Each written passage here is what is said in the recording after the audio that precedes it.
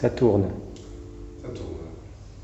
Donc la genèse de l'univers observable, c'est bien simple. En fait, pendant des années, j'ai travaillé sur la nature, la sensibilisation aux animaux, avec tous les portraits d'animaux que j'ai fait.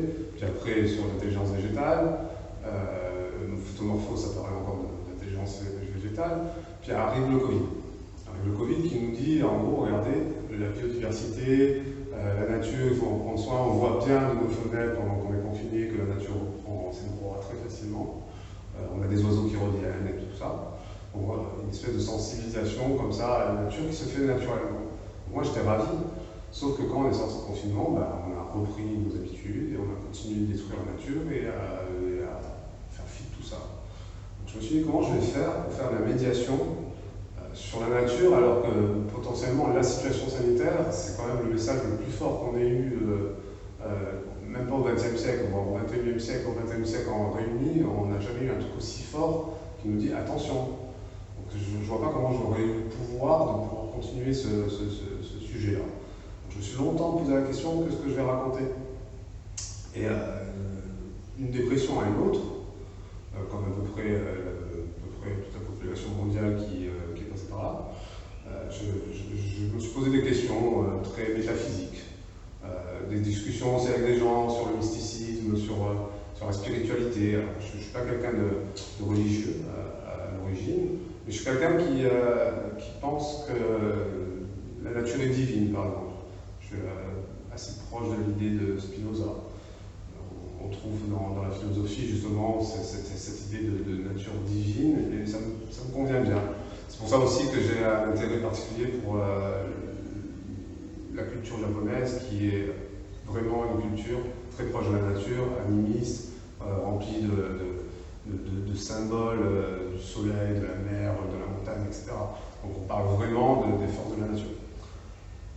Du coup, je me suis posé la question, comme tout le monde, à un moment de sa vie, Dieu existe-t-il, Dieu n'existe-t-il pas? Je me suis rendu compte qu'en fait, que si on posait la question dans un sens ou dans l'autre, on finissait toujours sur le même chemin. Qu'on veuille le réfuter ou pas, on finit par prendre le même chemin, c'est-à-dire de prendre conscience de la taille de l'univers et la place de notre existence dans cette taille de l'univers. Vu que tout est interconnecté, vraisemblablement, tout prouve à cette interconnexion, il n'y a aucune raison qu'on n'ait pas notre place là-dedans.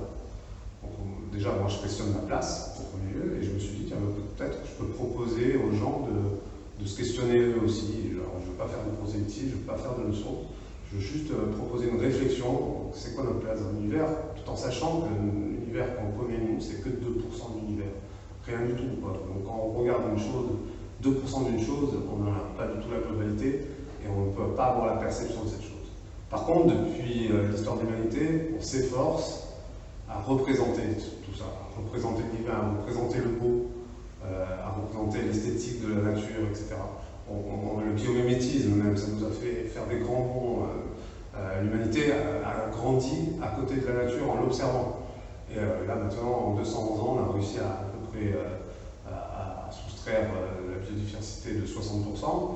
Il est peut-être temps justement de savoir comment on se situe là-dedans. Je pense que c'est un peu urgent. Alors, même si j'ai un peu lâché ce propos de médiation, je pense qu'en fait, comme dans toute spiritualité, on retrouve l'idée de retraite. Cette retraite, en fait, c'est assez étrange à observer. On se retire de la civilisation, de l'humain, pour mieux comprendre l'humain. Donc il y a quelque chose là-dedans qui m'interpelle, surtout quand on a tous vécu ce confinement, chacun chez soi, à se dire, bon, en fait, on n'est pas seul. On n'est pas seul, et la valeur sociale, et la valeur de la rencontre.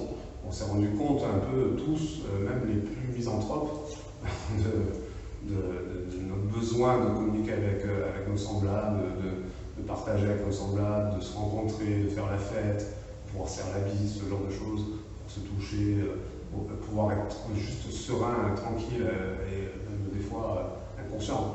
Donc retrouver un peu cette inconscience. Alors, est-ce qu'on ne peut pas retrouver cette inconscience en prenant conscience des choses importantes?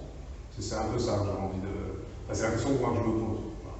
Peut-être en venant visiter tous les univers qui constituent l'univers observable, parce que c'est plein de petits univers, c'est des parcelles, c'est des fragments.